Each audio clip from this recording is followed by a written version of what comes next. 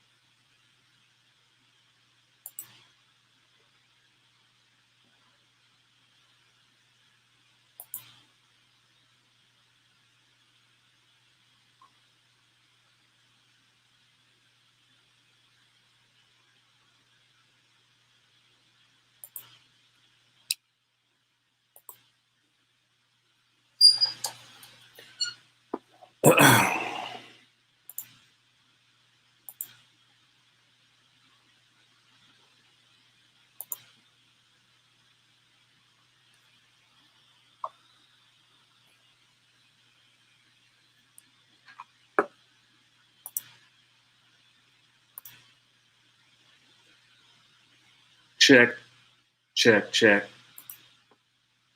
1 2 1 2. Uno dos, uno dos.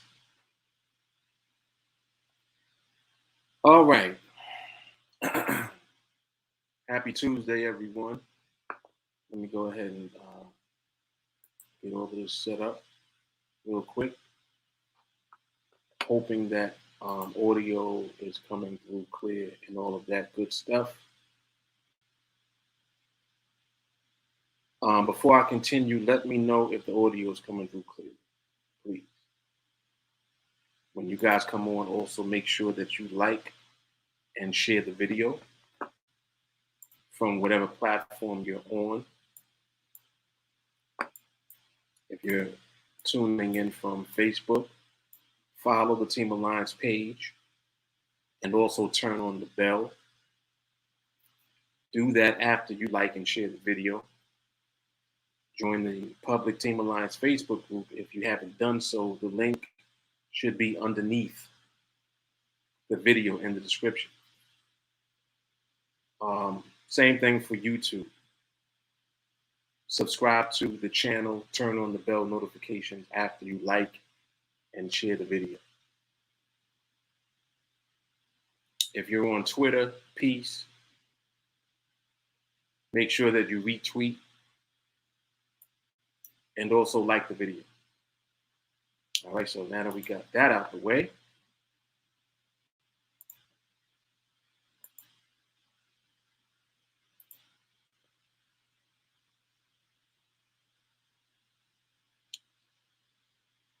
audio sounds like the mic is not on.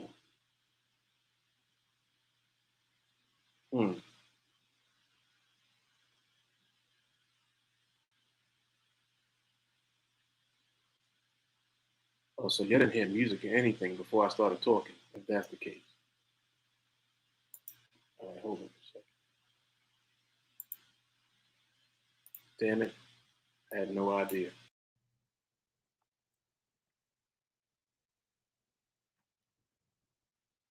Check.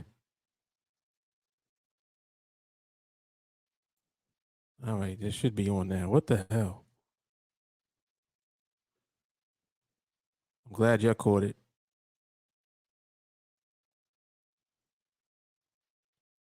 You know what? You know what? My OCD won't allow it, man. Fuck that.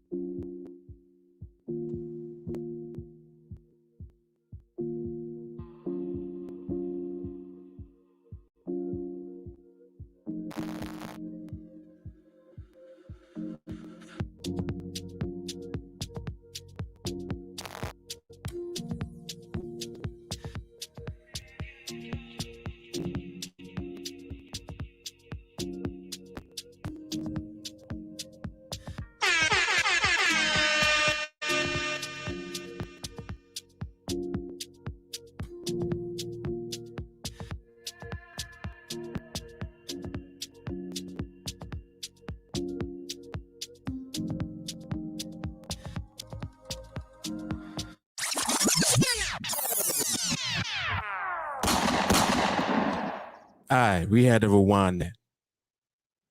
We got to bring this shit in the way it's supposed to be brought in, damn it. Shit.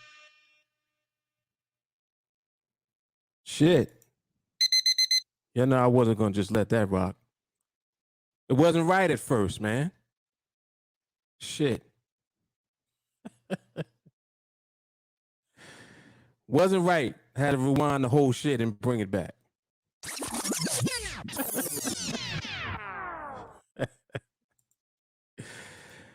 Oh man. All right. So are we ready to begin now? Now we can begin. All right, let's go.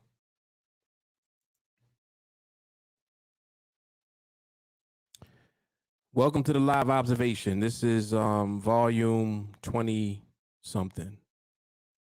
Which one is this? 25? No. Oh, I'm way off. My bad. It's volume 32.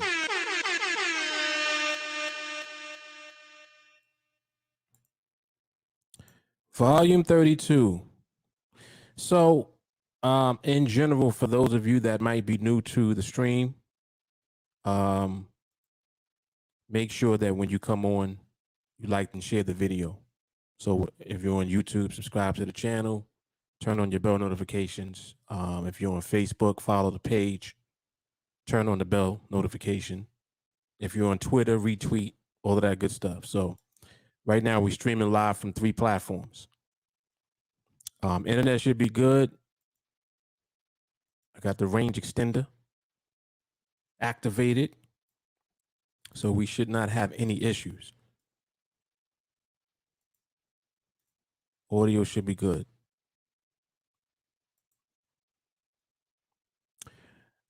Definitely the locks.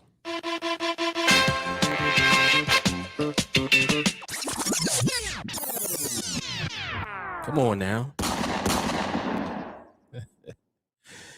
Definitely the locks. Jada by himself can just destroy the dips. And we ain't even gonna talk about Styles P. The G host. Yeah, that's gonna be a good versus though. That's gonna be a good versus right there. All right, so we are doing a live market observation. Welcome and shout out to everybody that's tuning in live with us. If you guys have questions, please feel free to ask. Before I get into just things in general, I want to say something. And this is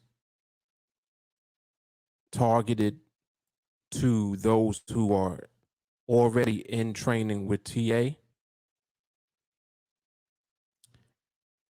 In general, there's a thing with deviating from the protocol that I'm teaching. It takes a lot to not deviate, because many times people will deviate not realizing that they are deviating from the process. If you are unsure about what the process is, you need to revisit continuously in perpetuity 301. This is why I tell you to watch the 301 playlist on repeat every day, because it reminds you of what the process actually is.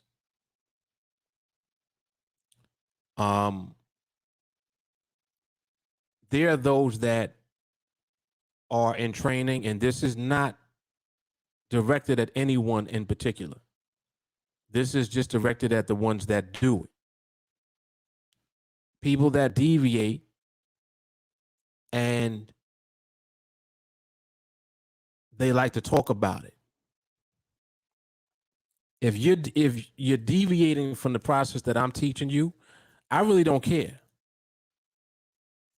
And like I said, this is not targeted to anyone. Like, this is not just because of what was going on in the chat a little while ago. This is something I've been wanting to talk about for a while.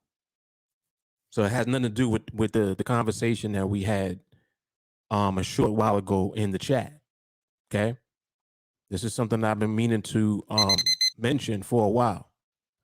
If you're going to deviate, that's cool. It's fine. But you cannot share your deviation as if it's the protocol.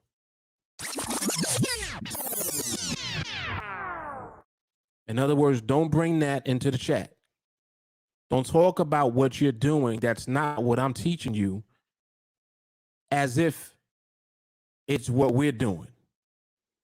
Now, again, some people don't know that they're deviating. This is not for you. This is for the people that clearly deviate and act like it's cool and talk about things as if, oh, well, for me, I like to do this. I like to do that. If you want to do that, that's fine. But there's no confusion with the process at all. So what I'm teaching you and the way that it's laid out is exactly what you should be doing. And if you choose not to do it, as I've mentioned on the podcast last week, if you want to go that route, that's cool. But you're going to do that at your own risk. And you're not going to do that at the confusion of the group. So in other words, don't share that in the chat. Don't talk about it. Don't mention it. Don't talk about nothing that you're doing if it's not what I'm teaching you. Because what you're going to do by doing that is make it seem okay for other people who are new and don't know any better to do the same thing. Okay? And this is not what is going to go on in the chat. This is not what's going to go on in the group.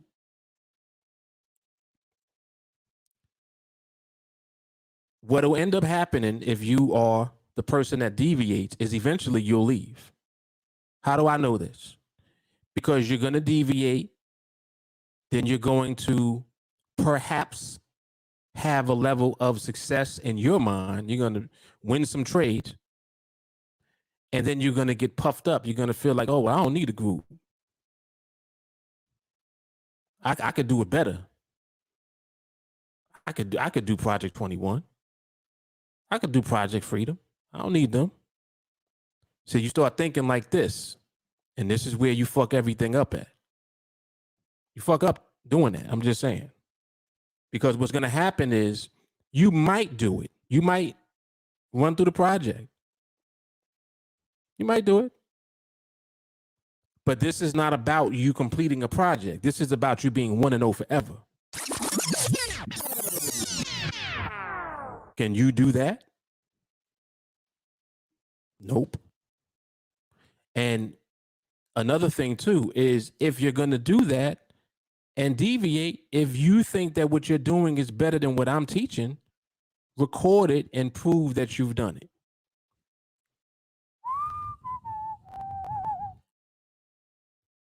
Record it. See, like first of all, I'm not a hater. If somebody succeeds at doing something, I will be there, the first one to congratulate you.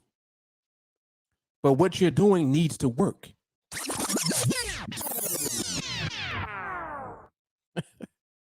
See? Not it can't appear to work, or well, it worked for a little while, and then I got slapped. Not that. Because that's not skill.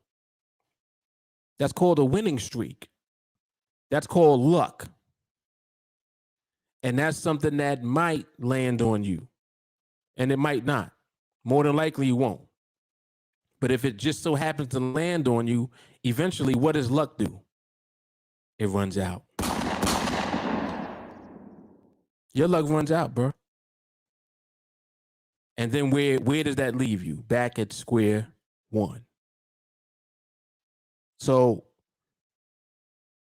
of course, this is something that the person that's doing that, they wouldn't want to hear this. They're like, damn. Why the hell are you saying that, man? I'm about to complete the project. Why are you saying that? And of course, I'm exaggerating because they probably ain't about to complete shit. Again, even if you were to do it, record it. Record it. Because just like I talk about in observation, when I'm teaching you how to understand stability, if you notice, I'm never talking about a trade. This is of vital importance. When I teach you about stability in the market, you don't ever hear me mention a trade. Never. I'll ask you questions like, well, based on what you see in the market, do you think that the market will stay in the box? See, that's not a trade question. That's not a trade question. You think it's a trade question because you want to trade. And what you're trying to do is find ways of entering into trades that you think will win just based on the trade setting up. But that's not why I asked you that question. I asked you that question because it's a market question. See? And because you don't understand that, you're thinking that, oh, well, shit. If that's the case, I can take trades early. I could take trades earlier. Taking a trade early is not justified if you don't understand why you're doing it. Now, let's flip that around. Let's say that you begin to understand stability and you begin to understand how the market actually transcends time. And you just so happen to be in a trade earlier. Are you able to do that consistently? Can you nail that every single time? See, because now what happens is now you're outside of a framework.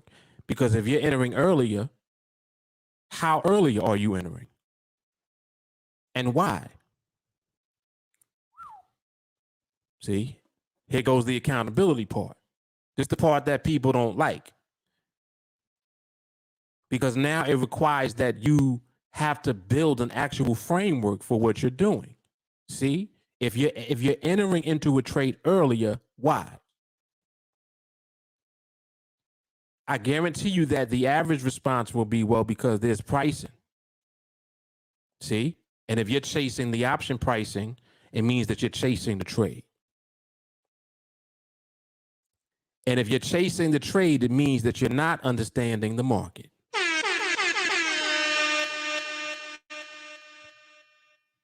So do you see why when people deviate, it never works?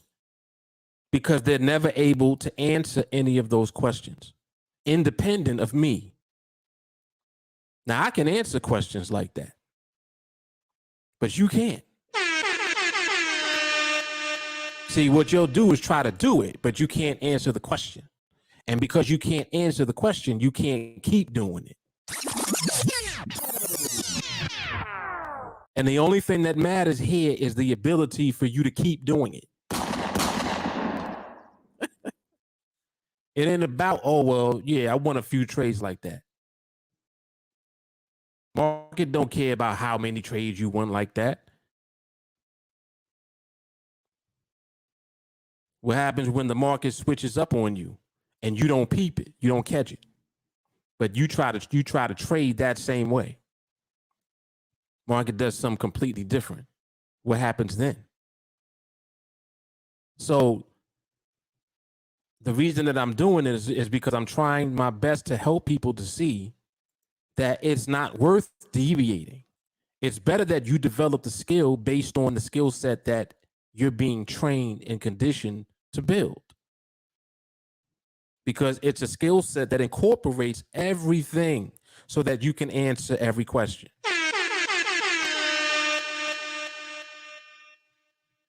You need to be able to answer, well,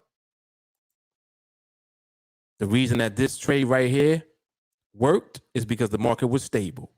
Well, how do you know the market was stable? Well, there was range. The barrier was being respected at the time. And the movement was stable. See how now mind you, look at how I mentioned three different things that all equal stability. Any one of them is stability, and all of them are stability, and it all happens at the same time. So if you try to get slick and you start doing stuff like, well, you know what, let me just, when I see a range, I'm shooting, I'm taking a trade. When I see a range, I'm taking it. So now you start going around looking for ranges. Mind you, not paying attention to the ranges in the ranges. Mark, what you mean the ranges in the ranges? What's that? Exactly. There's a macro range and a micro range. You didn't know that, huh?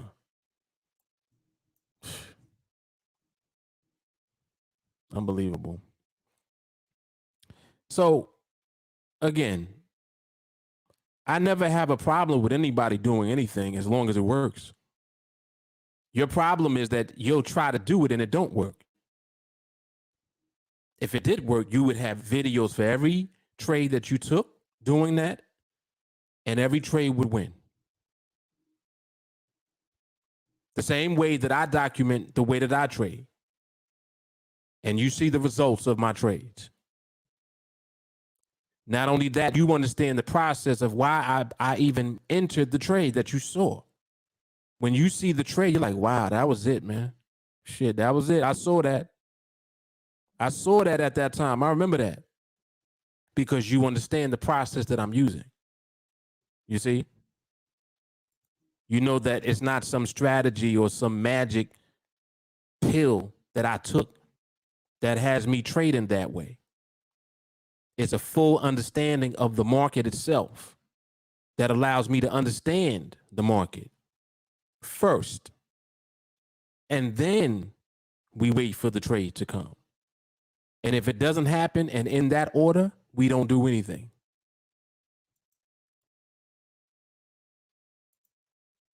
And that's it in a nutshell. So that's why it does not pay to deviate from what I'm teaching you. Because what I'm teaching you is the total package.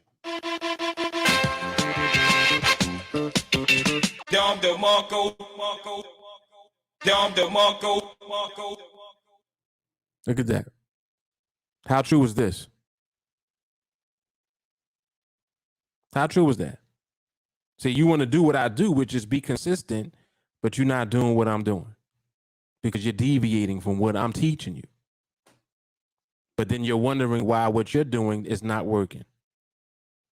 Don't put it off on me. Don't you dare say, oh, well, it's because how he trades, it doesn't really work like that. You a damn lie.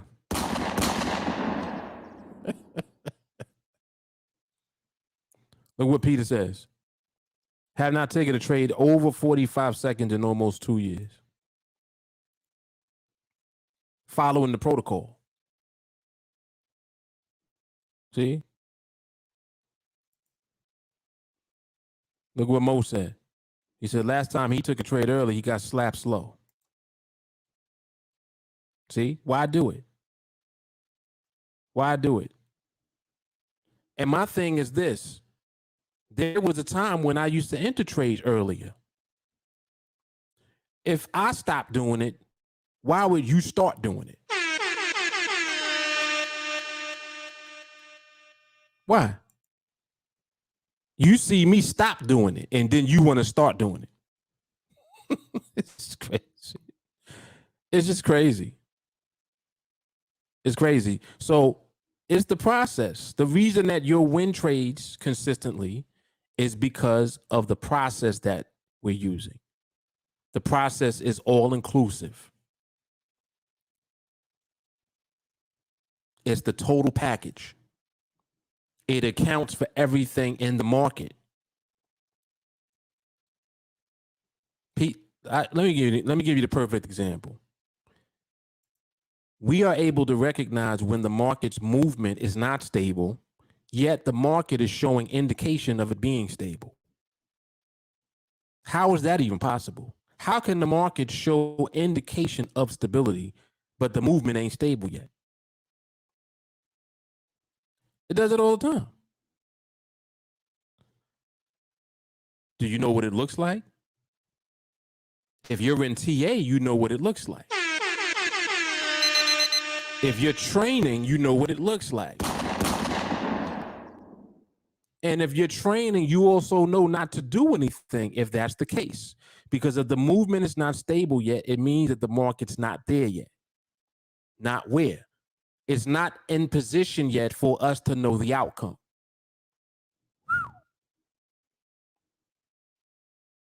See, when the market's movement is kind of funny still, when it's still funky looking, that means that we ain't gonna know the outcome yet.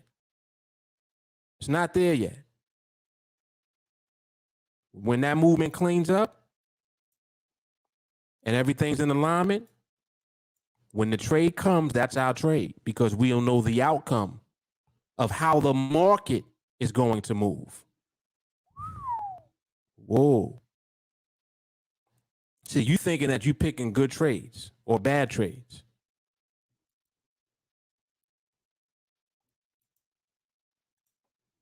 We're not picking trades at all.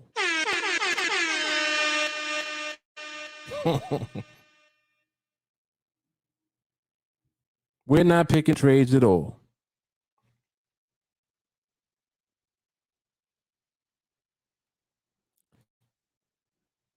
Cherry looking trollish.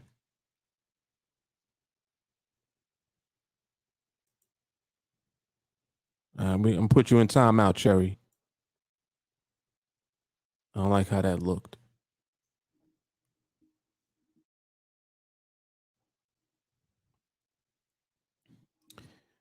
Peter said, Mark, you used to take them almost 2 minutes out. I was blown away. Man, there were trades that I used to sometimes be in. I went to at the beginning of the binary. 4 minutes left. But again, if you don't understand why you're doing that, then why are you doing it? See, I would understand why I was doing that. And because there's too much for you to comprehend, it doesn't even make sense for me to try to teach you that. Because what it will happen is eventually when you understand stability for yourself, you'll understand why I would ever enter that early.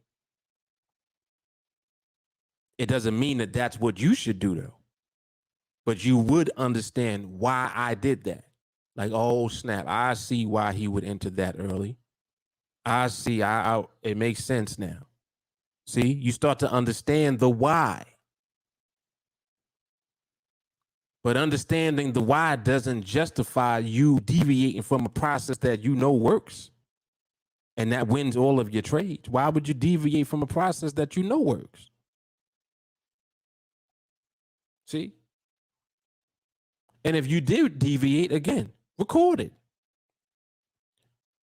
Record and prove that what you're seeing and what you're understanding works.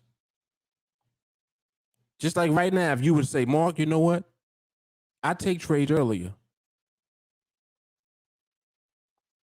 I enter trades early. Okay, cool. Show me. See? And then you got the recordings to show me. Now, if I look at the recordings, I'll agree with you. If you understand why you did it and it works, I'll be in complete agreement with you. See? But you're not going to do that. What you'll do is you'll try to do that and you'll keep trying to do that until it don't work. And then when it doesn't work, then you'll come back and be like, damn, I should have just stuck to the protocol. See? Because you ain't going to maintain the discipline to stick to waiting for the market to get that stable anyway. You ain't going to do that. Can it be done? Yes, it can be done. Are you going to do it? Nope. You ain't even got enough discipline to do what I tell you to do. You can't listen to me. How you going to wait for the market to stabilize to that degree? Every time. How you going to do that? You can't even follow what I'm teaching you. But people do it again and again.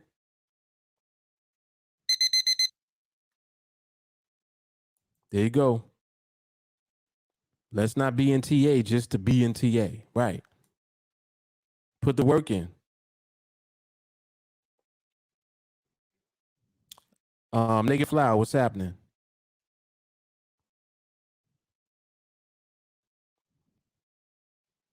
This is true right here. Look at this. Early entries equal thirst. 99.99% of the time. Facts. Forex said entering early will have you making deposits, not withdrawals. Facts.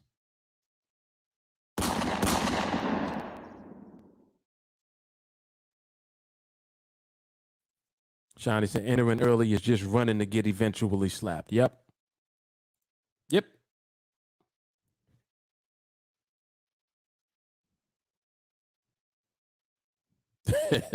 That's funny. Albert said before TA, he went into trades at 9:30 with expiration at 3 o'clock.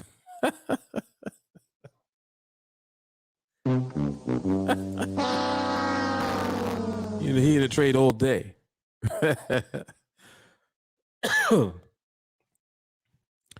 He said entering early is a death wish most of the time. Facts. Facts. Sadiq, what's good, man? Hope you're recovering well, bro. Angels, our BS is thinking that deviating. Well, this is good. Our BS is thinking that deviating is elevating. Elevating has to do with the understanding of the market, not the altering of the process that keeps you learning the market.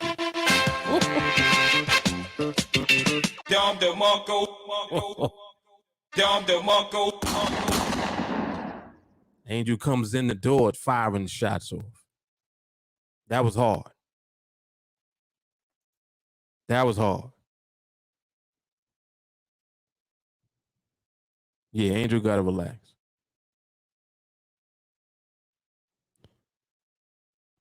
Walker says early entries equal self-sabotage. Facts.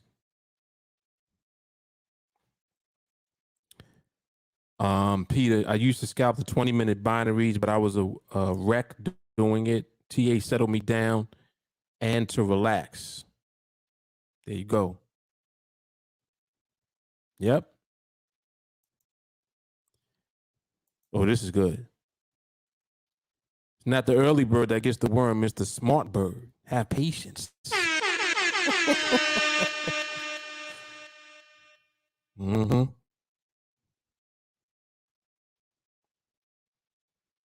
Yeah, and entering too late. Same thing. Right. Chasing that little low-hanging fruit. You enter in with 10 seconds left because you see pricing on the option. Don't do it. Don't do it. There was a time when we used to do that. We used to be like, "Ooh, look, somebody left money on the table." And I'm like, you know what? We're going to stop doing that because you can't make a career out of somebody leaving money on the table. See? And what would happen is somebody would grab it and then somebody else couldn't get it. So what's the point of that? So we stopped doing that. Like, nah, we ain't going to do that. We're going to just understand the market so that we can be in the trade simultaneously if need be. When it works out, we'll be in the same trade together. Solid. Trading on the other side of risk reward. For everybody out there thinking that they trade a better way than we do. Well, we have incredible, remarkable risk reward over here. We're only risking 20 to make 80 over here. Yeah, for everybody doing that, thank you very much. Thank you. We love y'all. We love y'all.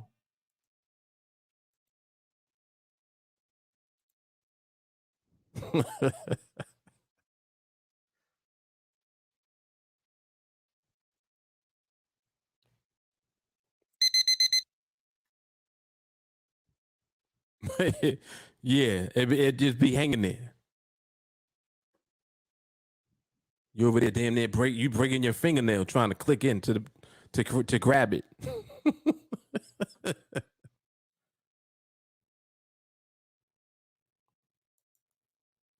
Here go Angel again. She said patience also takes care of the no-fill blues.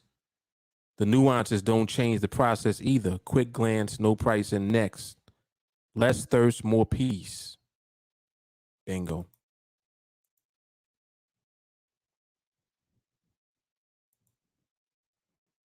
Yeah, you better relax, Angel.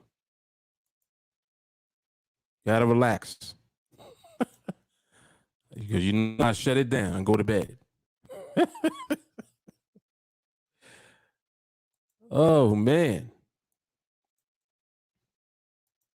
So for anyone watching the observation that may be new, the platform that we are observing is what is called NADEX. The instrument that we trade is what is called 5-minute binary options. And that's what you see expiring here. You see up here where it says expires. 5 minutes is where it starts at. And when the clock goes down to 0, whatever position the market is in, and the market being the price or the candles that you see, these blue and red candles represent where the price is at the time. So in real time, you're seeing the price moving.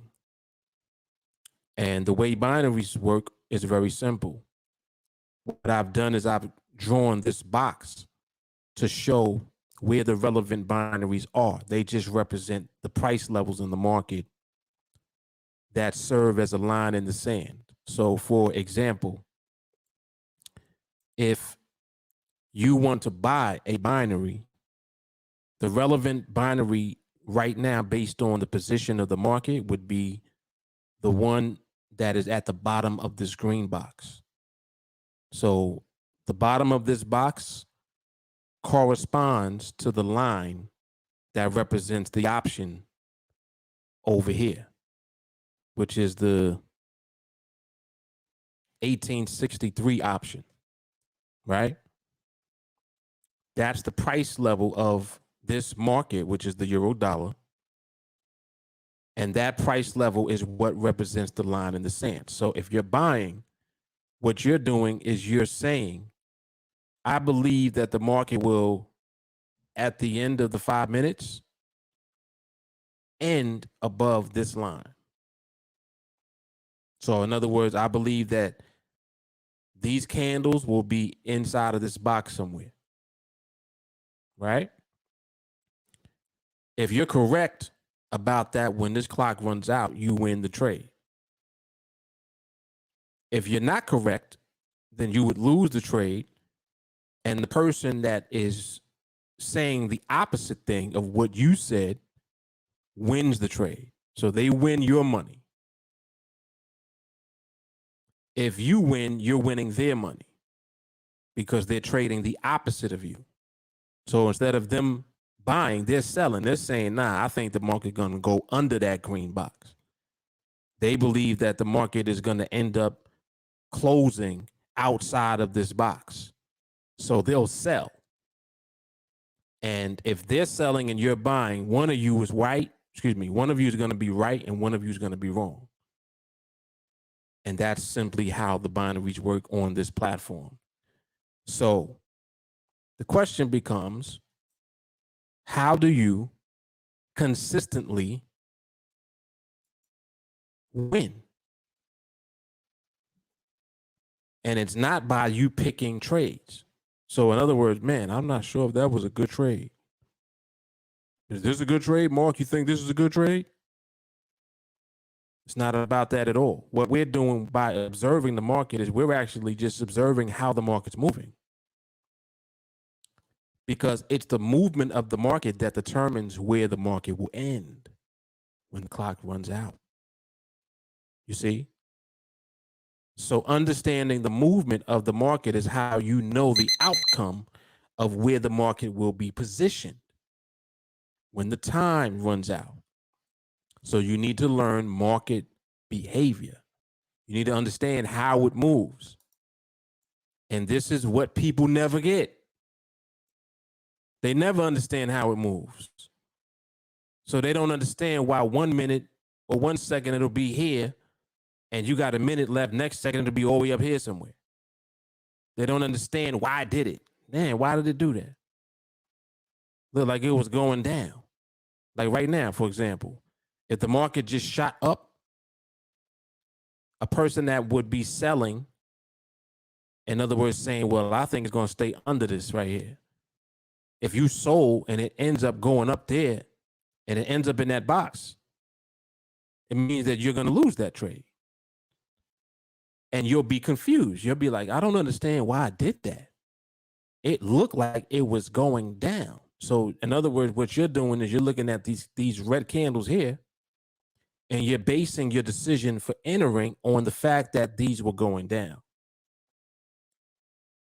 But if you limit it to just that, you often will make the mistake of misjudging the behavior, because the market could do exactly what you see it doing, right? But if there's a certain behavior present in the market, it will explain why it would shoot up. And that's what you need time to observe and learn and understand. And that's what our process does. Our process teaches you that. It teaches you how to wait, how to observe, how to interpret the movement. See? Just like if I were to say, well, market is still doing too much. It's still moving too much overall. That's a big statement, because what I'm saying is that, well, even though the market is slow, it's still moving too much. It's slow, but it's still moving too much within the slow movement. See? And just you knowing that will be the reason that you understand that it's not the right time to be in a trade. You see? The fact that there's still too much movement present means that there's that behavior still present, and that behavior can present itself again while you're in a trade and cause you to lose the trade if that movement comes in the opposite direction. See?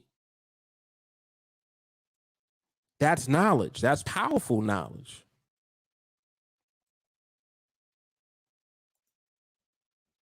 Powerful. And that's the differentiation for us. So that's what separates us from everybody else.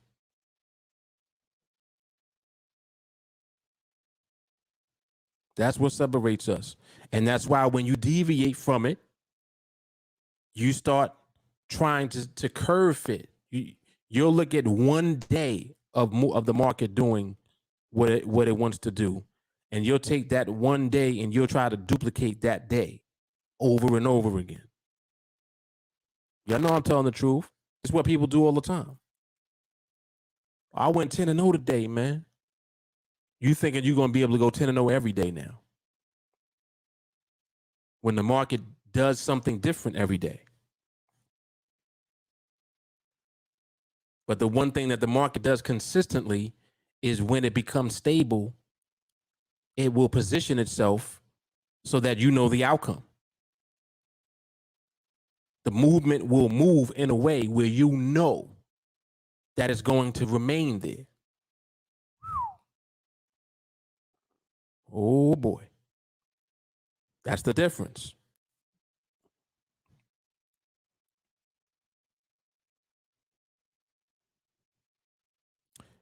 Jamal's asking, are you saying that the color of the candle don't matter? Elaborate on that question.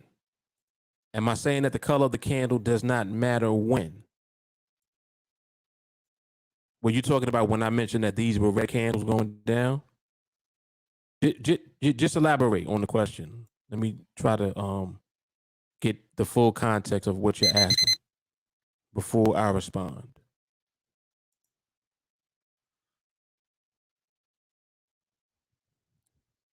you'll never find.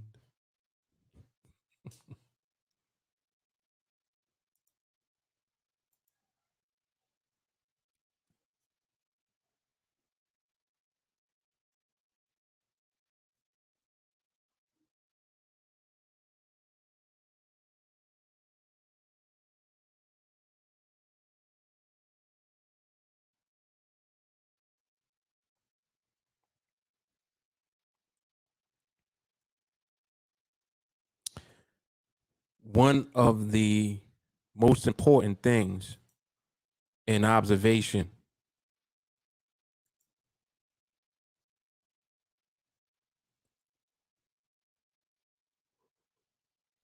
excuse me, when we're watching is the box. I would arguably say that the box is the most important thing, because everything that you're learning lines up with the activity that takes place in or around the box. So like you see how I just moved the box up here? It's very simple what we're waiting to see. Very simple. We're just simply waiting to see the market continuously travel inside of the box only, without penetrating the top or the bottom of the box. Like, so literally in a nutshell, visually, if you just observe the market and wait until you see that activity, there's absolutely nothing to do until you see the market begin to do that. In other words, you should never be in a trade at all until the market has at least started to do that. So if you find yourself in a trade and the market is touching the bottom, going through the bottom or going through the top and doing a lot of activity and movement, you got some explaining to do. Why would you be in the market at all with the market moving that way? You see? Because understand that has nothing to do with, oh, it's in a trend. Oh, it's moving up. I saw it moving up consistently. Well, it's not about it moving either up or down consistently. It's about how it's doing it. See? So if you're just looking at that one part, you're missing the piece that you need, which is behavior. You still don't understand how the market is moving. So that's why when I train you, I'm teaching you all the things that you should look for in the market so that you understand how the market's moving. That's what all of the pieces do. They give you clarity on the how. It's not about where. Oh, well, the market's moving up, man. We should be buying here. Yeah, it's moving up now, but you got 2 minutes and change left. And if you were to buy now, what's to stop the market from moving down as fast or as consistently as it moved up first? Why is your trade so special that the market going to keep going up? See? You need to be able to understand. Well, it's not about the fact that it's moving up. It's how it's moving up. And if there's too much movement still in the moves, meaning if there's too much distance, it means that there's energy present that you don't see, but you see it reflected through the candles. See? And in that energy, the most dangerous energy that you could ever become a victim of is reversal energy. See? Reversal energy is going to tear your ass up. Now, when you have quiet energy and then the market changes its positions, that's different. Aha. See? So this is why when I've done the live observations, like from, I guess that was last week, maybe the week before, whenever it was that I did, where I talked about position changes. When I did that training, you begin to understand to not be afraid of position changes when the market is stable and in a range. See? Stability within a range is a present behavior that if it's already there, movement that has more distance in it just represents thrust. It doesn't represent reversal energy.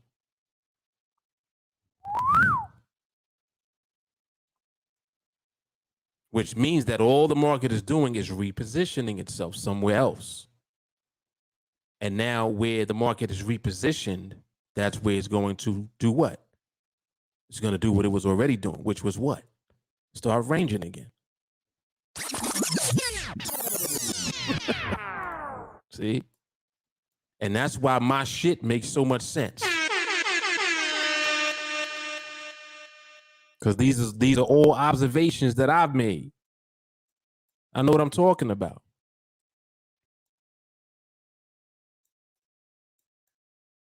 I know what I'm talking about.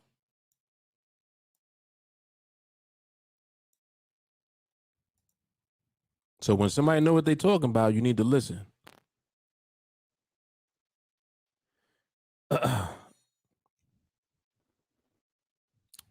Shawnee says, respect the market, it'll respect your trading account. Your trading account is your business. Say it. Let's say it again. Let's say that again. Respect the market and it will respect your trading account. Your trading account is your business. This is serious, serious business. Come on now.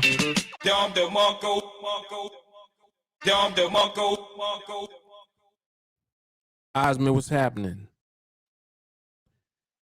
Jay Carly says RCBPP allows you to enter MRMH every time. So literally, why you want anything else? This is true. This is true. Forex says we have everything we need. We have the instructions. All we have to do is follow them.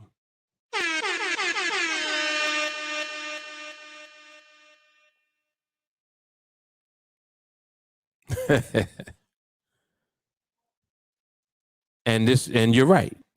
Jay Carly says reversal energy transitions into stability if you wait and watch. And that's a fact. That's a fact. But that's the thing. Look at the keywords. What does she say? Wait.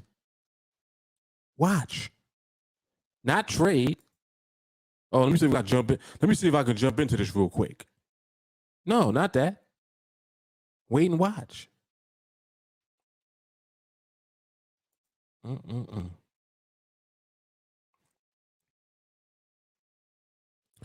Sadiq said, I see great trades all day, but they're not mine. Exactly.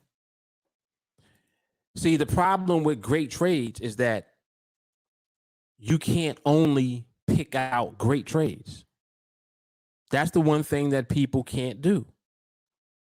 If it were that easy, it would be easy to pick out the good trades, and that's it. It would be so, everybody would be doing it. But there's a reason you can't do that.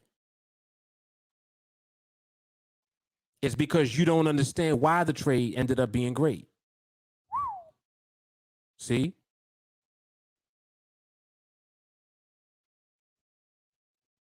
There'll be times you see the exact same setup take place in the market. Candles look the same position as far as the strike, everything.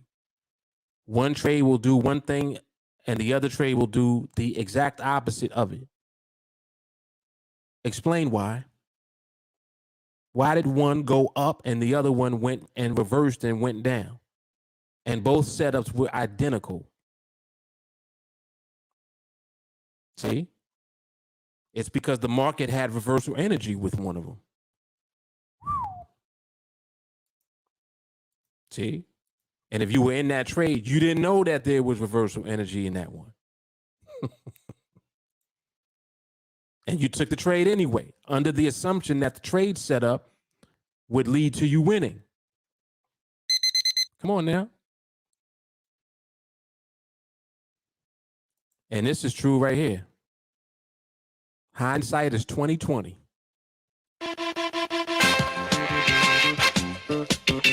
That's it. And yes, we like the foresight ones here. Facts. Sadiq said, I wait for mine and it's always right. Exactly.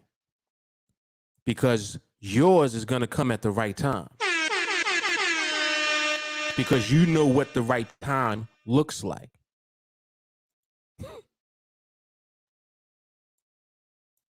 See, I don't want a good trade.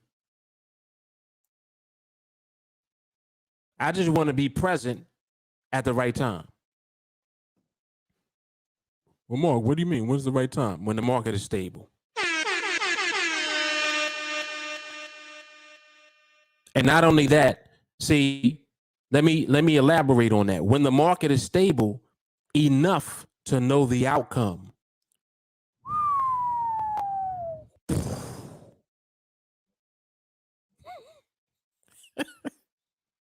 See? Stable enough to know the outcome. You got to be able to recognize that. This is why you can't take bits and pieces. See? It's just like if you're looking at the market from the perspective of one element that I'm teaching you. If you, let's say that you're looking at barriers, and this is why I'm going to do the barrier training. Because everything represents a barrier. Hold on. Hold on. Oh, shit. Here he go. Here he go. Everything I show you represents a barrier. It represents something that the market respects. That's what a barrier is. The market does not go beyond it.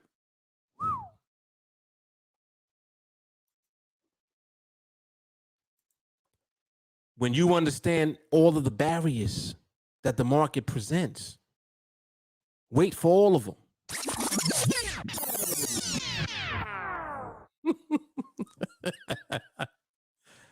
Wait for them. Why wait for one?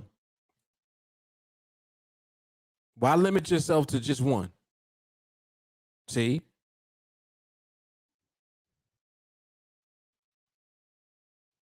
It's one for all and all for one.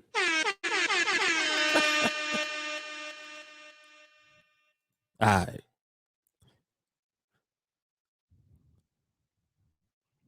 Shawnee said every other niche, people are looking for trades. Future stocks, Forex looking for trades. And TA's the opposite. Come here to be re-engineered. Let's go. Let's go. Look at what Walker says. Got to look at this as a business and your observation as your product. Decide the quality of your pay level by, whoa, hold on. All right, Walker, you got to relax. Walker, you got to relax. Let me read this. Got to look at this as a business and your observations as your product. Decide the quality of your pay level by committing to the quality of your product. Come on, man. Y'all got to chill. Y'all want me to go to bed? Y'all got to relax.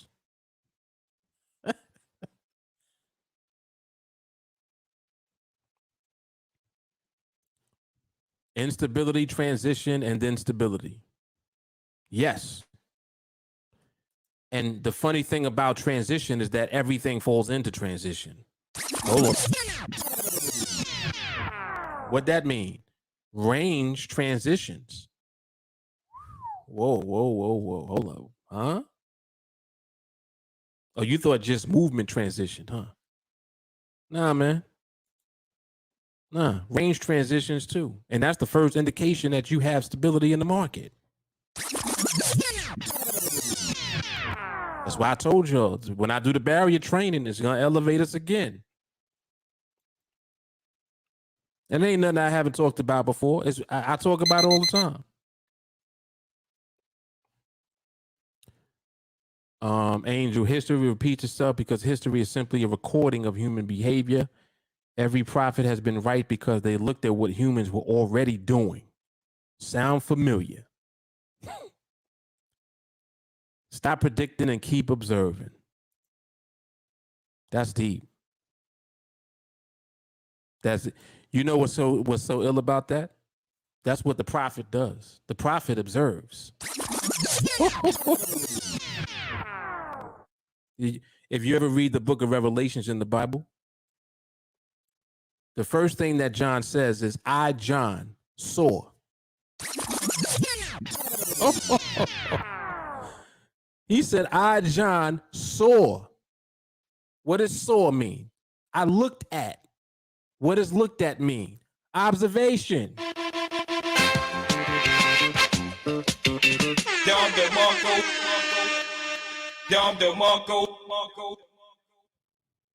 Oh boy.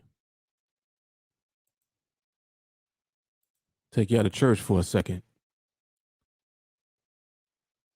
The market is not showing a full witness of stability. No need to engage. Don't sleep on the benediction.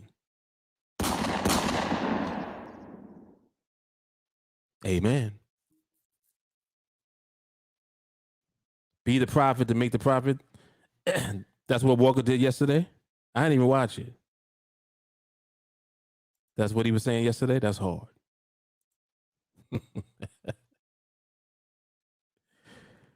Look at what Maui Jeff said. It's the being in position and only needing one trade a month to pay the bills.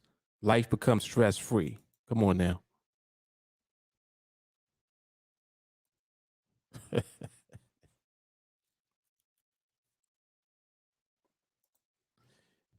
Yeah, know what's coming. That long walk at night is coming. That long walk to the kitchen.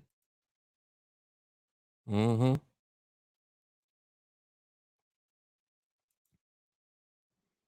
Oh, that's what you just said just now? Yeah, that's hard. Be the prophet to make the prophet. That's hard. Wise beyond her years. Sadiq said, your God does not tempt you with evil. Lead us not into temptation, but deliver us. Deliver us, man. See, there's evil in trade mode.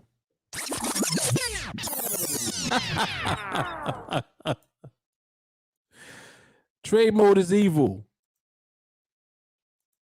All right, let me stop.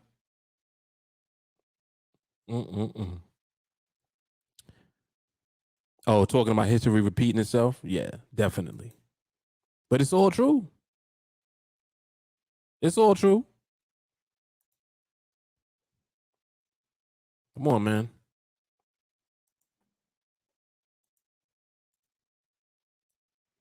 Yes, and it's funny too because that's a word that people will use periodically. Yeah, man, it was tempting. Lead us not into temptation. The process will lead us not into temptation.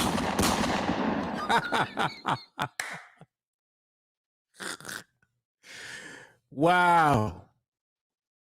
The protocol leads us not into temptation. Yeah, we're going to wrap it up, man. We're going to wrap it up. Look, Mary Jeff is like, nah, chill. We got time. You're like, it's only 3:30 here. Relax. All right. I'm gonna wait a minute before I walk off. But y'all gotta chill. Y'all got the doors of the church wide open right now. You better close them.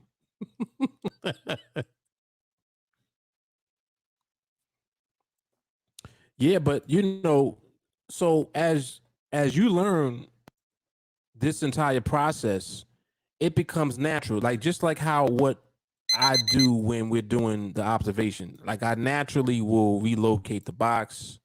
You know, like you see like where the box is now, right? I naturally do this. This is what you'll be doing too. You'll be repositioning the box. You'll see where the candles will penetrate the box, then you'll move it over, you know, like this. And now you're seeing. See? Now you're seeing. And you're actually foreseeing because since you're able to see what's in the present, you understand the existing behavior. And what's going on right now is what's most important. Your understanding of what's happening now is the way that you remain in alignment. You understand that? You have to know what you're looking at. And that's why you have to observe, because if you don't know what you're looking at, how are you going to know the outcome? How can you win your trades consistently if you don't know what you're seeing? See, you need to know what reversal energy looks like.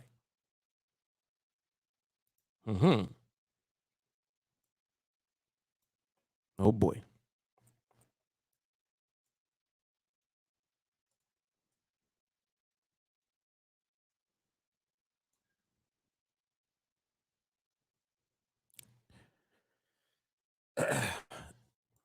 All right, let's do a little exercise. Let's see. Based on how the market has been moving now for the last not even 10 minutes. So going on 2 binaries. We're actually going now into the 3rd binary. This one is the 3rd binary. Tell me, do you guys think, based on what you're seeing right now, that the market will stay inside of this box by the time this clock runs out? Yes or no?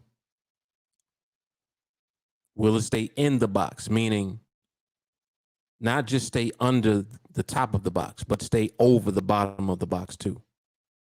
So in other words, will these candles stay inside of here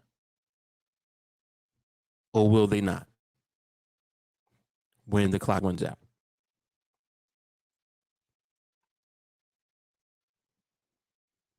And post your response now.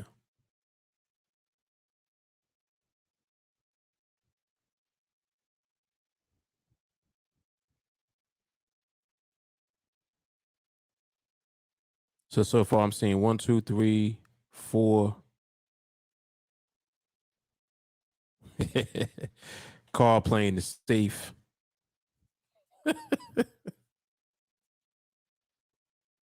And I want you guys to just respond and then we'll talk after. I want you to just say yes or no. Just like this is not about being right or wrong. Just say yes or no, and then we'll have a discussion after.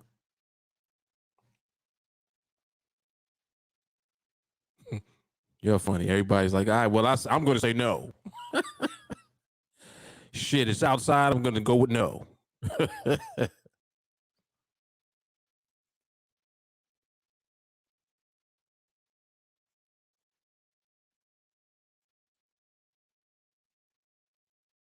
And this will be good.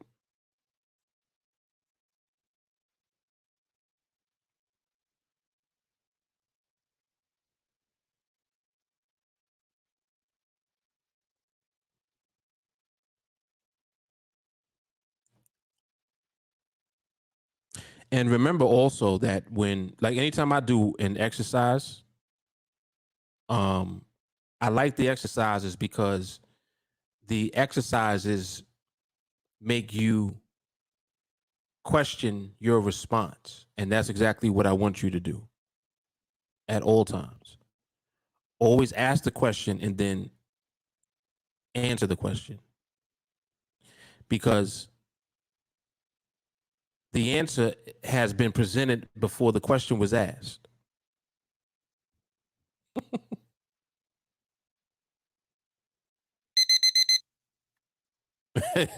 Yeah. Yeah, they sure did. They waited, right? Walker said, "Y'all no say is y'all cheated." Yep, they damn sure did.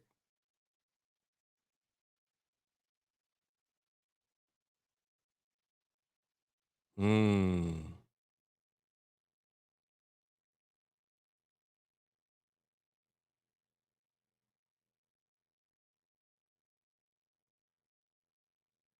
All the yeses is like, oh shit. Anybody that said no now is like, damn, man.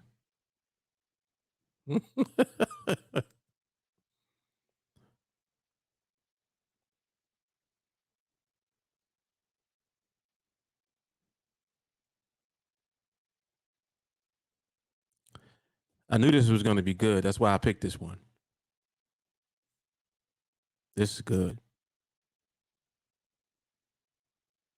This is good. It's coming down to the wire. Woo. All right. So it stayed outside of the box. Now, let's talk this. Walker said, damn it, NADEX. Look, this is how people be exactly like this. Please, Marcus, stay above the line. I promise I'll never flip another coin if you let this one win.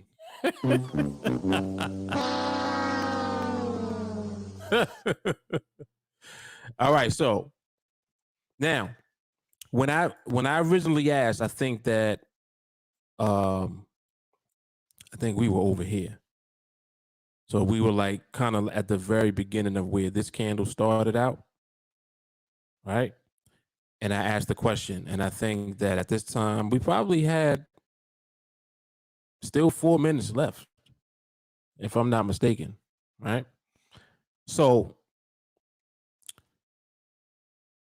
let's talk about what actually happened. So what ended up happening is the market, it ended up staying outside the box. But what it did before that, it actually came back up into the box. And then it happened to end outside the box. So my question is this. Why did the market move the way that it did? Tell me what behavior is still present in the market that led to it moving the way that you saw it move. Tell me the behavior.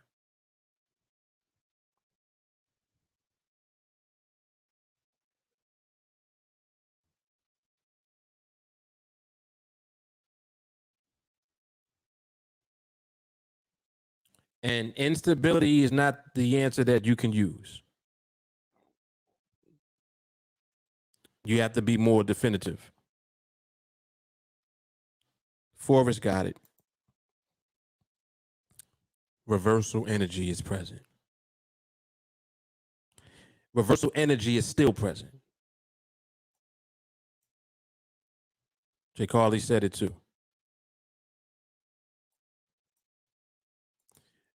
Now, Walker says something interesting. He said burst energy. Now, the burst is also present, but because the reversal energy is present, where did the burst take place? Something to think about. Listen to me. And look, I'm answering the question before you even asked. He said, is there a difference between reversal energy and burst energy? Yes, there's a difference. And I'm explaining it. The burst energy is present also. But because the reversal energy is present, where did the burst take place? You're following me? See? So knowing that reversal energy is present is what would prevent you from participating, for example, in this going down. Just like when this came down, remember when I asked and I said, all right, Charles, is it going to stay inside the box or out? And everybody that saw this come down said, no, it's not going to stay inside the box. They said, no, it's going to stay in the box. But look at what happened. So you see this and you're like, yeah, this is burst energy. Cool. So this should stay right down there. And it would have stayed right down there if what was not present. If reversal energy wasn't still present, it would have stayed under. But because reversal energy is present, on this candle right here, you had a small burst that came back up, and it put the market right back above, right back inside the box above. And it wasn't enough in that moment, but look at what happened on the next candle. Continuation right back up. So this movement only happened because of this movement. Reversal energy is present. That's why I didn't stay under. So the reason I'm even talking about this is because when you're observing, this is why you have to wait. You can't assume. You can't be like, yeah, market is pretty stable. Even if you're thinking that the market is stable because of what you're seeing as far as, for example, range. Like I could have just took this and been like, all right, well, they've been in the box this whole time, so, it's in the box. It's holding in the box. Then this right here would have represented a position change if the market did not have reversal energy. And the bursting was also there. That's why when it came under, you saw it came right back, turned around, started going right back up. Now it looked like it was never even down here. It's all the way up here somewhere. So this is why you just have to observe until you see all of the barriers. You see, this is why I'm saying that you don't want to just take one piece. Because if you took just this one piece, for example, and you said, all right, well, the box is the barrier. So it's in the box. Should stay in there. Remember that you were looking at this before this came down. So this right here could represent a position change, or there could be reversal energy that brings it back up into the box. But what are you going to base a trade off of? You're going to base a trade off of that? Or are you going to base a trade off of just observation and waiting so that you'll know if that's the case or not? You see what I'm saying? So when you wait, you get the confirmations that you need. So what I'm saying is this. Remember that what takes place and becomes dominant is the behavior that's dominant. So we know that the market was in a box right here. Reversal energy still present, which is why it did this. Burst energy is also present, which is why it changed positions. It changed position here, and it changed into another position here. And now what is it starting to do again? See? And here you're looking, you're like, all right, it's starting to range in there. Got to keep watching. Because you know that it started to range over here when it was in this box. So if the market now creates a box here, and then it comes over here, creates another box, that's two boxes now. And if the market now has two boxes, and then when you see another position change, the market doesn't have reversal energy in it, what is that telling you? Now that's telling you when you see a third box, that's going to be where that barrier now is holding. And I'm just taking you through this just to give you an example of the way that I see the market and what I do. Like I'm seeing everything I just explained is how I see it. It explains everything that we just saw happen. Box here, but you can't say, all right, well, there's a box here, so, it should stay in the box. Well, position change. All right, position change. So the box should be down here now. Is that what happened? No. What happened? It reversed, came back up. All right, so reversal energy still here. All right, we got to keep watching. But I don't forget that this was a box here, though. This was a box. So now when the reversal energy is transitioning, that means that eventually it's not going to be reversing no more. And the burst energy that's there means that when the market starts to position into a box again, that burst, when it comes, is going to represent a position change into a new box. So you see how I'm literally just watching the market and seeing how it's unfolding. I'm giving identity to everything I'm watching. I did this just watching this. Box, reversal, there's burst. Now the market is deciding what it wants to become dominant doing. Does it want to keep reversing? We don't know if that's the case yet. We got to keep watching. Does it want to keep bursting? We got to keep watching. But you know what to wait for. You know to wait for another box. And even when you get another box, you know also to wait and see if once it bursts into another position change, into another box, if it reverses or not.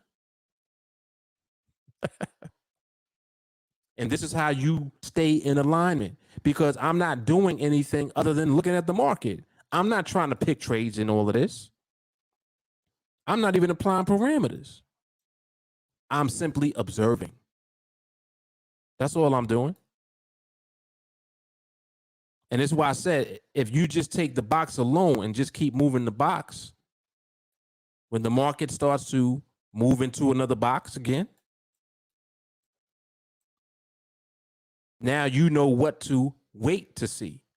If it moves into another box and starts to range in the box, when it repositions itself, is the market going to stay into that new box? Or is it going to reverse again? What if it doesn't reverse? It stays in the box. What is that telling you about that reversal energy? Y'all following me? So the market is telling you all of this information just through observation. I didn't do nothing extra. I don't got no indicators or nothing. This is just me watching the market movement and understanding what I'm looking at. So now when the time becomes right, because the market is stable and all the barriers are there, I'm gonna end up having the box as a barrier. I'll end up having a range as a barrier. I'll end up having the clusters that form as a result of the barrier being respected inside of the box. We call that RCB. And you can only have that take place when the movement stabilizes. So I'm going to have that too. So you see how I'm waiting for all of it? And literally I'm waiting for all. And if I don't see all, it's none. It's either all or none. Because if I don't have all, I can't rely just on one piece. You see?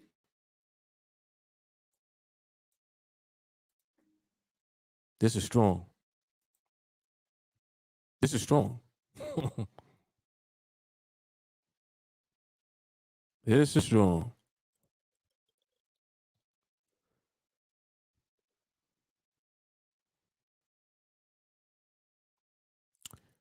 Um,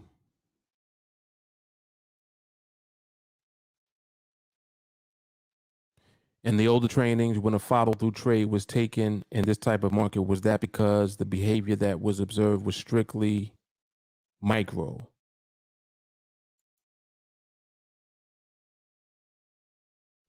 You mean when I would trade, or when I would be in a trade, was it based on the micro? Is that what you're asking? And yeah, this right here is a fact. See, the thing about the older videos is that everything that I was teaching and showing you at that time, this is an elevated version of it where we are now.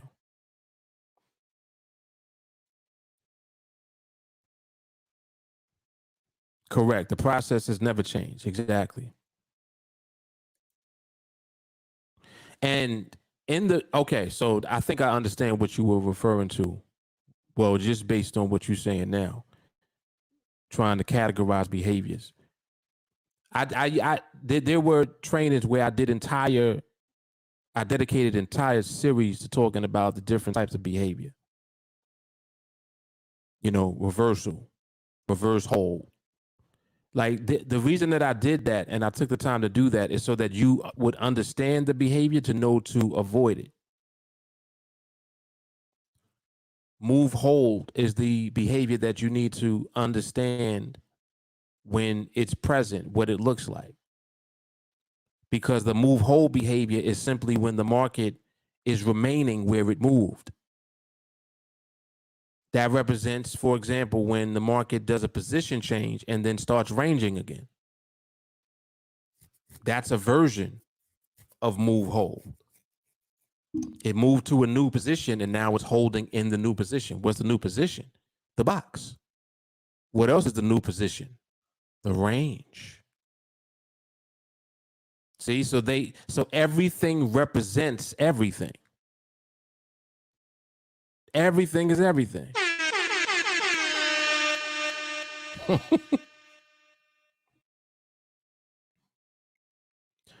Doug, I would say that you don't have to do it.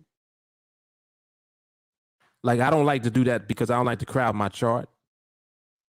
But if you want to do that just to show that the market was inside of the box for a period of time, if you want to do that visually to help yourself, feel free.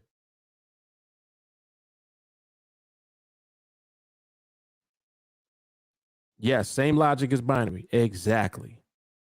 All or none, stable or unstable, RCB or not. Exactly.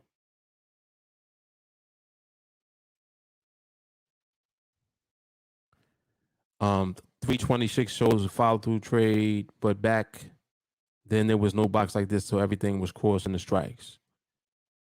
Yeah, and there also was a time when I used to enter trades when the market would cross the strike. Because what I would be doing, if I explain that now, whenever you would see me enter a trade that way, that was during a position change. Look how deep that is. Think about what I just said. Because think about what a position change is. Position change is when the market relocates to the other side of a strike, right? If the market is stable, as far as its movement, what does it do? It stays there. So when you would see me enter those trades that way, you now understand why I was doing it. Now you understand. At the time, you probably didn't. So you might have just assumed, oh, well, he entering because it crossed over. No, that's not why I entered. I entered it because the market was already stable. And I recognized the stability. And when it changed position, I know that the market is going to hold because I already know that the market is stable already. So you see how the evolution has taken place and everything is still the same. So the reason that I stopped trading that way is because people would be confused. They wouldn't know how to recognize the movement as stable when the market changed position that way. And many times they'll get caught up in a what? Reversal. See, they wouldn't be able to differentiate the energy. So I stopped doing it. Anytime people have a hard time understanding something, I'll stop. This is how I always sacrifice my own ability to do it for the sake of the group. The same reason that I stopped trading in multiple environments. I didn't do that because I can't do it. I stopped doing it because you couldn't do it collectively. So I'm always doing what's best for the collective.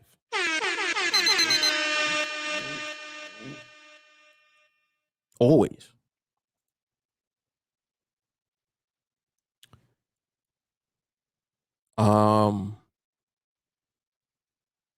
Yeah, the box, yes, the box shows you visually the progression. That's a fact. Yep.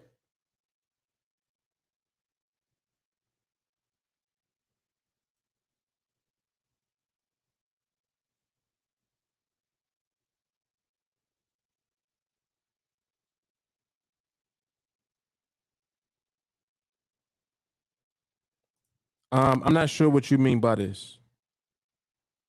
Two move holds, nothing else is our whole piece of pie.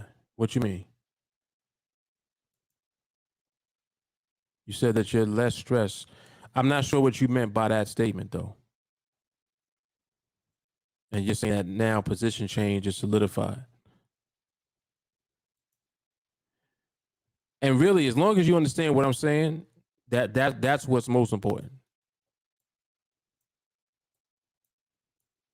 I don't necessarily have to understand what you're saying. I'd like to, but if you can't really explain it, don't worry about it.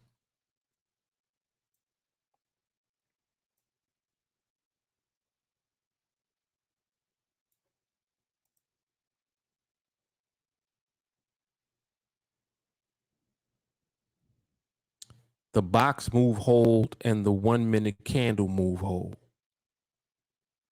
Yes. So in other words, when the market repositions into a new box, I think that's what you're talking about. Yes? When you say the box move hold, you're talking about when the candle repositions into a new box? If that's what you mean, then the answer is yes.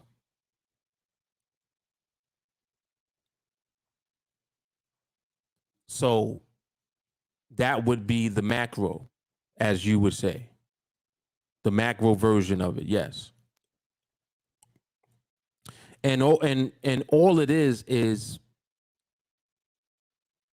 understanding, well, when the market repositions itself into a new box, why does it stay in the new box?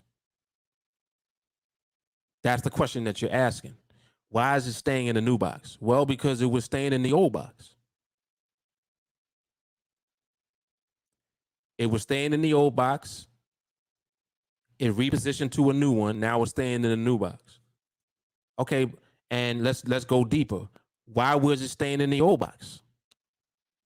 Well, it was ranging. It was ranging. So the candles were not touching the top or bottom of the box until the position change. Whoa. Whoa. And you know what that looks like. You know what it looks like when all the candles are in the box and they didn't touch the top or the bottom? And then when you have one that violates, it goes into a new box and then it duplicates the same thing in the new one. Ranging again. You're following me, right? So just imagine if you're always able to recognize when the market does that. That's what you're doing. You're learning how to do that. So you're never getting confused. This is why I always move the box. See, like when I move the box and then you see how I move the other candles out the way, it's so that we can only see candles inside of the box. Because we want to see how long these candles stay inside. Not only that, we want to see how the candles move. Like, how is the movement? Is the movement stabilizing? Right? Because the market is one thing, but it's many things. It has all of these different things going on inside of the one thing. You're learning how to recognize the many things so that you understand the one thing. And the one thing is the totality of behavior that we recognize so that we know that the market is stable on all levels. So all the barriers are being respected. What's the first barrier? Range. Think about a range. Just think about a can't. Look, let me move this out the way. Let me zoom in.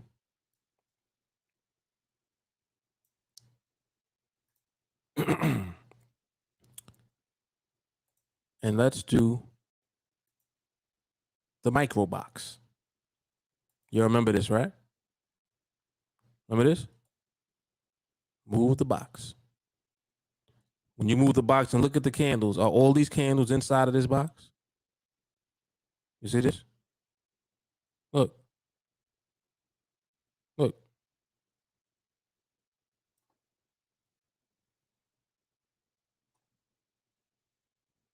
Think about now. This little box represents a range, but it's a box. The box is the barrier.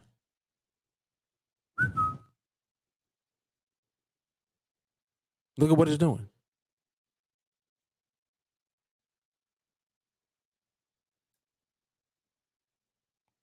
Staying in the box.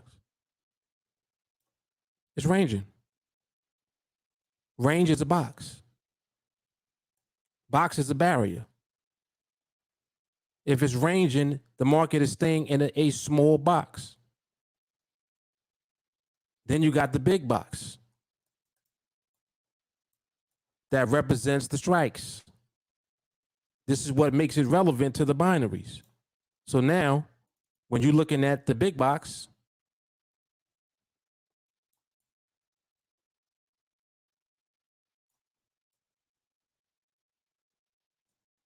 all of these smaller boxes are staying inside the big box. So what it's doing on a small scale is doing on a large scale too. See, and I'm just doing this to show you. So now what happens is when we're looking at that box on the smaller level, on a smaller scale, right? The tighter the box, the better. Because what? There'll be less movement. There's going to be less movement if the box is smaller. So look, watch this. Excuse me. So this box right here from high to low is 5 micropips, 02 to 97. So that's 5. Look at this one. 5. 4. This one was 8 to 1, so that's about 7. This one, 6. This one, 5. So in these last 5, right? Well, last 6 now, the range is 7. Is that a big range? Yeah, pretty much. It's not as tight as we would want it to be. And because it's not as tight as we would want it to be, you see the movement reflecting that. If you look at how it's moving, there's more movement. There's just more overall movement. So you're seeing it go up first, then it came down. Over here it went down first, then it came back up. As this tightens up, you start to see less of that. Less of that type of movement. So you're literally looking at how the market on every level, the micro and the macro, transitions into stable movement. Because the tighter that a range is, the more stable the range is. Whoa.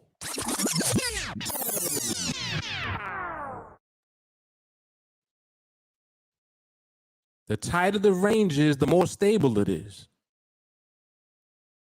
The less movement that there is in the market when it moves, the more stable the movement is. The less distance of these candles, meaning the smaller the candles are, the longer they stay inside the box.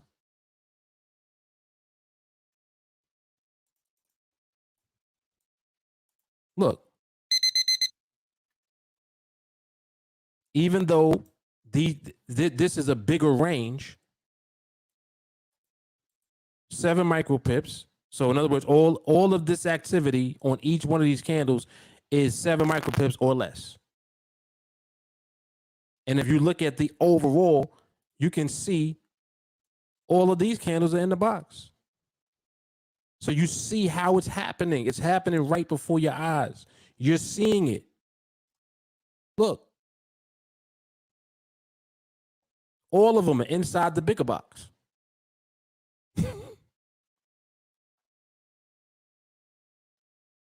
Still. So look at how the market creating barriers, retesting barriers. It's doing this entire process over and over again until it tightens up. And it becomes so recognizable that you can't deny that the market's stable. You just know. You'll be able to look and be like, yep, definitely stable. And you'll know what each thing that the market does means. When this range tightens up and then the market moves outside the box, because the market tightened up, that means that the range became stable and the movement became stable. So now when it locates to another position, that behavior is already there. So now when it goes to the new position, it duplicates the same behavior. Just because it changes position, don't mean it's going to change behavior.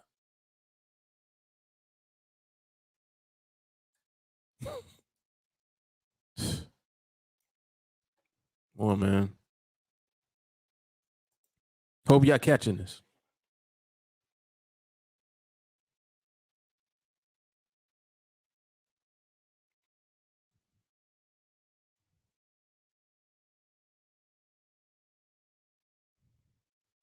This is all facts. I ain't do it because I can't do it. I stopped doing it because you couldn't do it. That's all facts. This is a good question. And what I just said, it actually kind of answered this. How long in the box could that still be stability? Is there a threshold? It's in one box for 40 minutes, but then moves to another for only 20. The amount of time is less important than the fact that you are seeing that there has been that activity in the box for a period of time. So it will vary. Don't try to put a number on it. Just learn how to recognize it when you see it. Let the market determine what it's going to be. The market might, there was one observation that we were on here for last week. The market was in the box for an hour. It was in the same box for over an hour. So the market will decide. Is that to say that it's going to move and be in the next box for another hour? We don't know that, but we do know that the behavior is there. So when it does move into a new box, we know already what the outcome of that movement is. Because the market is coming from that behavior. So it's coming from the behavior that it's already in.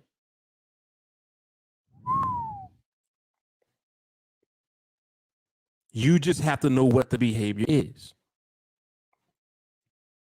And this is it right here.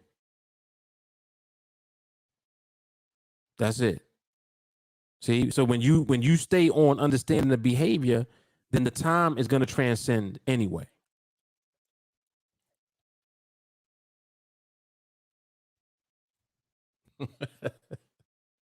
Right. And the winner is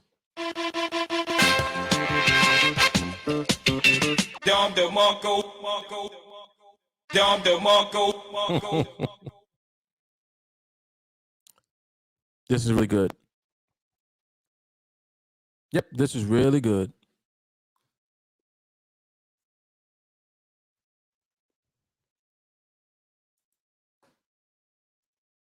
So hopefully this was very educational for the majority of you, especially if you're new and you don't know what the hell's going on yet. That's okay.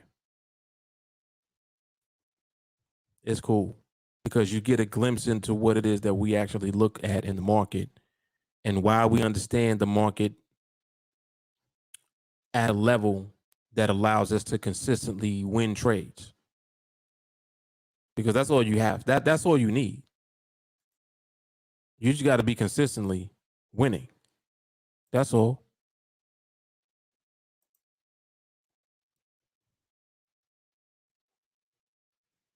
Think I'm trying to understand how to recognize when it's leaving. Been a lot of phantom RCBs catching people, so I like understanding the moving out of stability parts. But I see the answer will likely be keep observing, so I'm on it. Yes. Yes. And see, what it is that it's a natural thing for you to try to curve fit. You don't mean to do it, but everybody does that. Don't do that. You know, don't say, all right, well, the market usually does this. There is no usually. The market is either doing what we need it to do or it's not. If it is doing it, we need to know that it's doing it now. How do you know? Because the market will prove that it's doing it. Well, how does it do that? You know how it does that. RCB.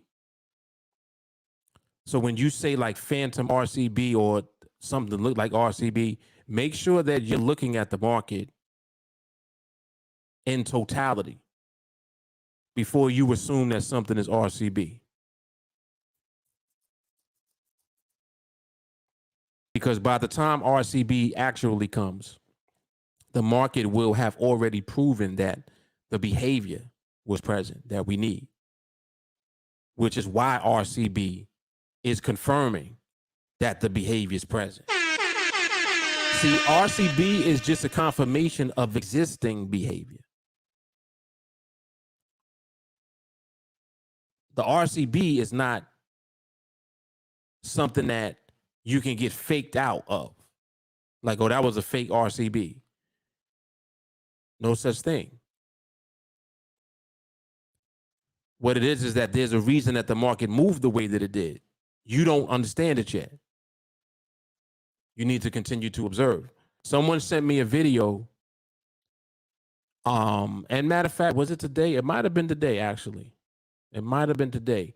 There was a moment, I forgot what time it was, but it looked like it could have been RCB. You know, if you were looking, it looked like a trade setup and all that.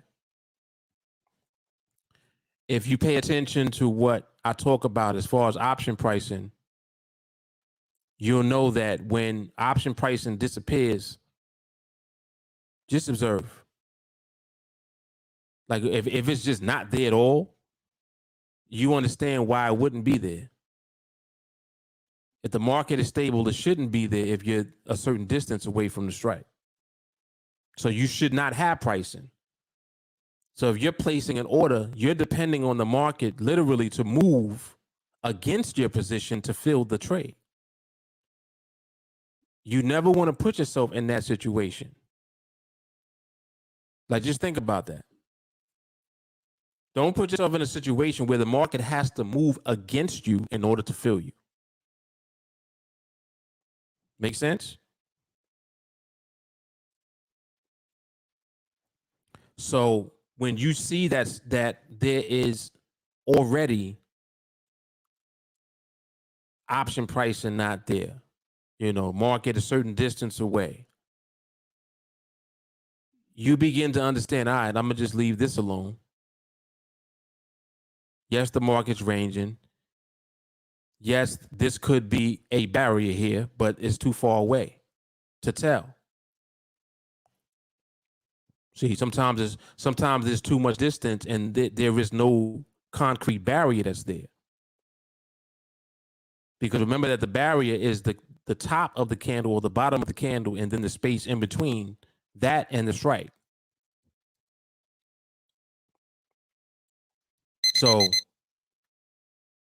in those instances where you already see that the market is priced out as far as option pricing goes, and you see that the distance is far enough away to justify the fact that there's no option pricing, there's no need for you to try to enter that, because you know that the only way that you would be filled is if the market went against your position.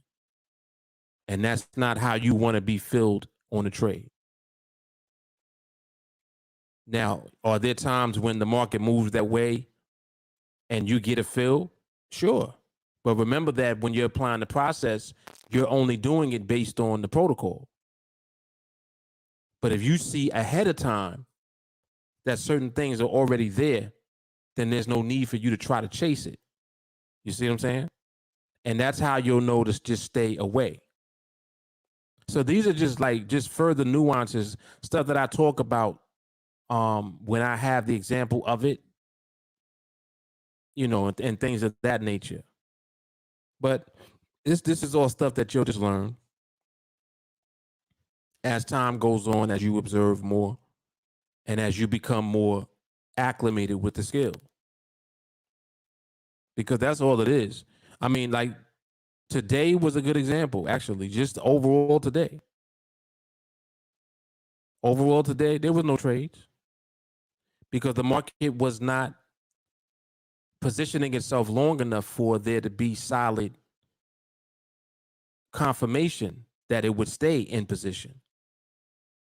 It's even kind of doing it now. Like, even though you got the box here, you can see, look at the candles in the box. Are these candles tight? Nope. They're not tight, and they're actually traveling. You got it going up here, down, up, down. So it's actually moving more than we want it to move. What do you often hear me say? It's doing too much. So if I say it's doing too much, I'm not saying that for no reason. I'm saying that for a very specific reason, to let you know, yeah, it's in the box and all that, but it's doing too much. So don't apply no parameters. There's no need to be trying to get into a trade. Market is still doing too much. There's still too much overall movement. Just as an example, the market was set up a trade. Like here. If the market set up a trade right here, going into the end of this binary, overall, is there still too much movement? Yeah. Yep. If you just look at the movement of this candle right here, look how the market was up here, then it came down and ended down underneath. So now we're looking and we're seeing the activity is in the box for now, but we know that energy is still there. See? So we want the candles to be smaller. We want the range to be tighter. We want the barrier to hold. So if your range can't hold, what makes you think your box gonna hold? Oh my goodness. Let that one sink in. If your range can't hold, what makes you think your box is gonna hold? All right. All right.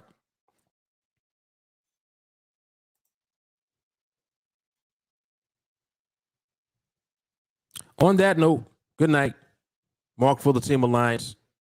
Live market observation. Y'all know what it is.